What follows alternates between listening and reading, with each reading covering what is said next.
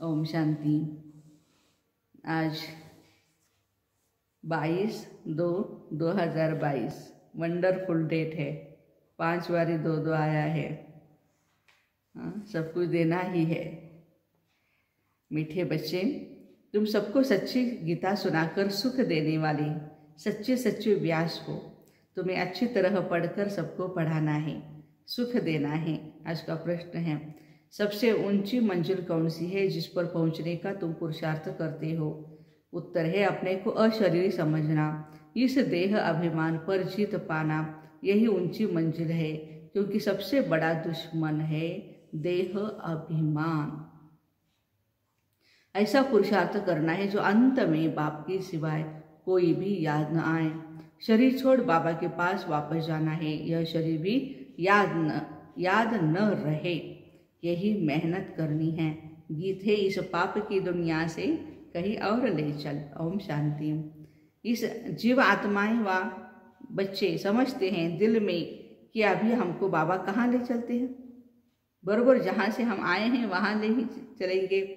फिर हमको पुण्यात्माओं की सृष्टि जीव आत्माओं की दुनिया में भेज देंगे। माना सतयुग में श्रेष्ठ और भ्रष्ट अक्षर निकले हैं। जरूर जीव आत्माओं को ही कहेंगे। सुख व दुख जब शरीर में है तभी भोगा जाता है। बच्चे जानते अब बाबा आए हैं।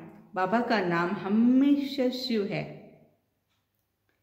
हमारा नाम शालिग्राम है। शिव के मंदिर में शालिग्रामों की पूजा होती है। बाबा ने समझाया था, एक है रुद्र ज्ञान यज्ञ, दूसरा है रुद्र यज्ञ। उसमें खास बनारस के ब्राह्मणों पंडितों को बुलाते हैं रुद्र यज्ञ की पूजा के लिए। बनारस में ही शिव के रहने के अनेक मंदिर है। शिव काशी कहते हैं। असल नाम काशी था, फिर अंग्रेजों ने बनारस नाम रखा। वाराणसी नाम अभी रखा है। भक्ति मार्ग में आत्मा परमात्मा का ज्ञान तो है नहीं। पूजा दोनों की अलग अलग करते हैं। एक बड़ा शिवलिंग बनाते हैं और बाकी छोटे छोटे शालिग्राम बनाते हैं। तुम जानते हो, हम आत्माओं का नाम है शालिग्राम और हमारे बाबा का नाम है शिव। शालिग्राम सब एक साइज के बनाते हैं, तो बरोबर बाप और बेटे का संबंध है। आत्मा याद करती है, हे परमपिता परमात्मा, हम परमात्मा नहीं हैं। परमात्मा हमारा बाबा है। यह समझाने की मत तुमको दी गई है। दिन प्रतिदिन तुमको श्रीमत मिलती रहती है कि कोई को भी पहले शिव बाबा का परिचय दे, वर्षा दिलाना है। पहले तुमको सिद्ध करके समझाना है, वह निराकार बाप है। यह प्रजापिता साकार है। वहाँ निराकार से वर्षा निराकार से मिलता है। अब बाबा समझाते हैं, मेरा एक ही नाम शिव है, दूसरा कोई मेरा नाम नहीं है। सभी आत्माओं के शरीर के नाम अनेक है, मेरा कोई शरीर है नहीं। मैं सुप्रीम सोल हूँ। बाबा पूछते हैं, बच्चे तुम्हारा सबसे बड़ा दुश्मन कौन है? जो सयाने होंगे वो कहेंगे देह अभिमान है सबसे बड़ा दुश्मन, जिसे ही काम की उत्पत्ति होती है। देहाभिमान को जीतने की बड़ी मुश्किलात होती है। देही अभिमानी बनने में ही मेहनत है। जन्म जन्मांतर तुम देह के संबंध में चले हो। अब जानते हो, बरोबर मैं आत्मा अविनाशी हूँ, जिसके आधार से यह शरीर चलता है। रिलीजियस माइंडेड जो भी है वह समझते हैं हम आत्मा है, देह नहीं है। आत्मा का नाम एक ही रहता है, देह के नाम बदलते हैं। आत्मा एक शरीर छोड़ दूसरा लेती है। हमको बाबा कहते हैं, तुमको चलना है पुण्य आत्माओं की दुनिया में। यह है पाप आत्माओं की दुनिया, कलियुग। भ्रष्टाचारी रावण बनाते हैं। 10 शिष्य वाला कोई मनुष्य नहीं होता है, परंतु इस बात को कोई नहीं जानते। सभी रामलीला आदि में पार्ट लेते रहते हैं। सब एक मत भी नहीं है। कोई इन सब बातों को कल्पना समझते हैं, परंतु ये नहीं जानते कि रावण भ्रष्टाचारी को कहा जाता है। पराई स्त्री को चुराना यह भ्रष्टाचार हुआ ना। इस समय सब भ्रष्टाचारी है, क्योंकि विकार में जाते हैं। जो विकार में न जाए उनको निर्विकारी कहा जाता है। वह है राम राज्य, यह है रावण राज्य। भारत में ही राम राज्य था। भारत सबसे प्राचीन था। पहले नंबर में सृष्टि पर सूर्यवंशी देवी देवताओं का झंडा बुलंद था। उस समय चंद्रवंशी नहीं थे। अभी तुम बच्चों का यह सूर्यवंशी झंडा है। तुमको मंजिल का पता लगा है, फिर भूल जाते हो। स्कूल में बच्चा कभी एम ऑब्जेक्ट को भूल नहीं सकता। स्टूडेंट टीचर को व पढ़ाई को कभी भूल नहीं सकते, या फिर भूल जाते हैं। कितनी बड़ी पढ़ाई है, 21 जन्मों के लिए राज्य भाग्य पाते हो। ऐसे स्कूल में कितना अच्छा और रोजाना पढ़ना चाहिए। इस कल्प अगर नापास हुए तो कल्पांतर नापास हो जाएंगे, फिर कभी पास नहीं होना है। तो कितना पुरुषार्थ करना चाहिए, श्रीमत पर चलना चाहिए। श्रीमत कहती है अच्छी रीति धारणा करो और कराओ। अगर ईश्वरीय डायरेक्शन पर नहीं चलेंगे तो उच्च पद भी नहीं पाएंगे। अपने दिल से पूछो, हम श्रीमत पर चल रहे हैं? अपने को मियाँ मिट्टू नहीं समझना है। अब अपने से पूछो, तो जैसे यह ब्रह्मा सरस्वती श्रीमत पर चलते हैं, हम ऐसे चल रहे हैं? पढ़कर और पढ़ाते हैं, पूछना है अपने आप को। क्योंकि तुम ईश्वर सच्ची सच्ची गीता सुनाने वाले व्यास हो, वह व्यास नहीं जिसने गीता लिखी है। तुम इस समय सुखदेव के बच्चे, सुख देने वाले व्यास हो। सुखदेव शिव बाबा गीता का भगवान है, तुम उनके बच्चे व्यास हो, कथा सुनाने वाले हो। ये स्कूल है, स्कूल में बच्चे की पढ़ाई से नंबर का मालूम पड़ जाता है। वह है प्रत्यक्ष और यह है गुप्त। यह फिर बुद्धि से जाना जाता है हम किस लायक है, किसको पढ़ाने का सबूत मिला है। बच्चे लिखते हैं, बाबा फलाने ने हमको ऐसा तीर लगाया जो हम आपके बन गए। कोई तो सामने आते भी कह नहीं सकते कि बाबा हम तो आपके बन गए। कई बच्चियां पवित्रता के कारण मार भी खाती रहती हैं। कोई तो बच्चे बन फिर टूट पड़ते हैं क्योंकि अच्छी तरह से पढ़ते नहीं हैं। नहीं तो बाप कितना अच्छी रीति समझाते हैं, बच्चे सिर्फ मुझे याद करो और पढ़ो। इस नॉलेज से तुम चक्रवर्ती राजा बनेंगे। घर के बाहर भी लिख दो, 1 सेकंड में जीवन मुक्ति मिल सकती है। जनक मिसल 21 जन्मों के लिए 1 सेकंड में तुम विश्व के मालिक बन सकते हो। विश्व के मालिक तो जरूर देवताएं बनेंगे, सो भी नई विश्व नया भारत। जो भारत नया था सो अब पुराना है। सिवाय भारत के और कोई खंड को नया नहीं कहेंगे। अगर नया कहेंगे तो फिर पुराना भी कहना पड़ेगा। हम फुल नए भारत खंड में जाते हैं। देखो ये भी नशा है, हम फुल नए भारत खंड में जाते हैं। भारत ही 16 कला संपूर्ण बनता है और कोई खंड फुल मून हो न सके। पौर्णिमा का चांद कैसा होता है, पूरा होता है ना। सच के वह तो शुरू से ही आधा होता है। कितने अच्छे अच्छे राज है। हमारा भारत ही सचखंड कहलाया जाता है। सच के पीछे फिर झूठ भी है। भारत पहले फुल मून होता है, पीछे तो अंधियारा हो जाता है। पहला झंडा है हेवन का, गाते हैं पैराडाइज था। हम अच्छी तरह से समझा सकते हैं क्योंकि हमको सारा अनुभव है। सतयुग त्रेता में हमने कैसे राज्य किया, फिर द्वापर कलयुग में क्या हुआ, यह सब बुद्धि में आने से कितनी खुशी होती है। सतयुग को सोजरा और कलयुग को अंधियारा कहा जाता है। तब कहते ज्ञान अंजन सतगुरु दिया, अज्ञान अंधेर विनाश। बाबा ने कैसे आकर तुम अबलाओं को, माताओं को जगाया है। साहूकार तो कोई मुश्किल खड़ा होता है। ये समय सचमुच बाबा गरीब निवास है, गरीबों का वाली है। गरीब ही स्वर्ग के मालिक बनते हैं, साहूकार नहीं। इसका भी गुप्त कारण है। यहाँ तो बलिहार जाना पड़ता।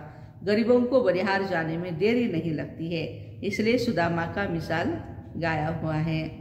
तुम बच्चों को अब रोशनी मिली है, परंतु तुम्हारे में भी नंबरवार है और सबकी ज्योति उझाई है। इतनी छोटी सी आत्मा में अविनाशी पाठ नुंदा हुआ है। वंडर है ना, यह कोई साइंस की शक्ति नहीं। तुमको अब बाबा से शक्ति मिलती है। बरोबर यह अविनाशी चक्र है जो फिरता रहता है।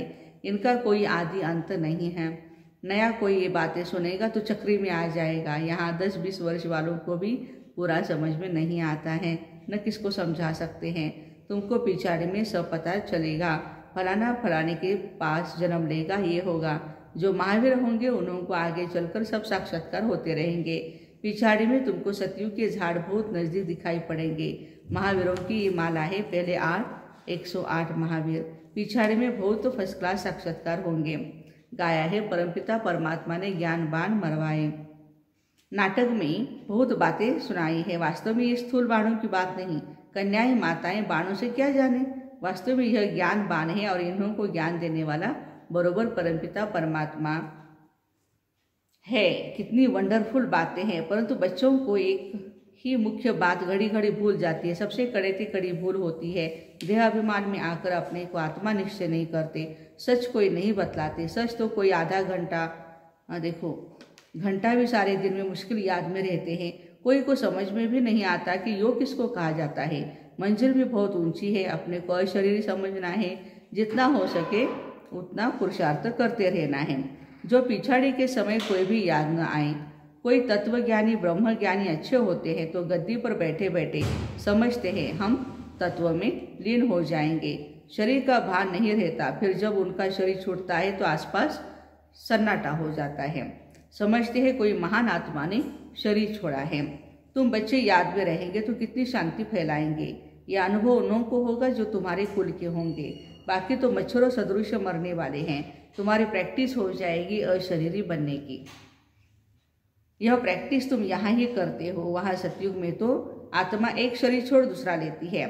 यहाँ तो तुम जानते हो यह शरीर छोड़ बाबा के पास जाना है, परंतु पिछाड़ी में कोई याद न आए। शरीर ही याद न आए तो बाकी क्या रहा।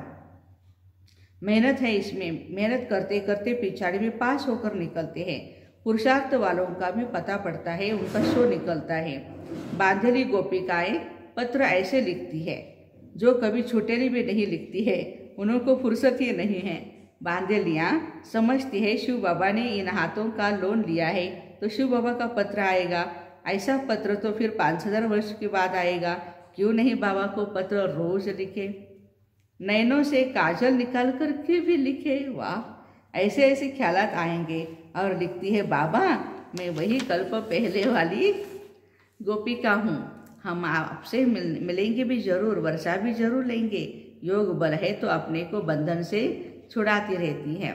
फिर मोह में किसमें न रहे, मोह भी किसमें न रहे। चतुराई से समझाना है, अपने को बचाना है।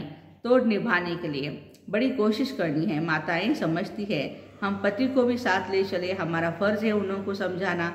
पवित्रता तो बहुत अच्छी बात है ना। बाबा खुद कहते हैं काम महाशत्रु है, इनको जीतो, मुझे याद करो तो मैं तुमको स्वर्ग का मालिक बनाऊंगा। ऐसी बच्चियां हैं जो पति को समझा करके ले आती है। बांधेलियों का भी पार्ट है। अबलाओं पर अत्याचार तो होते ही है। यह शास्त्रों में गायन है, कामेशु क्रोधेशु। कोई नई बात नहीं है।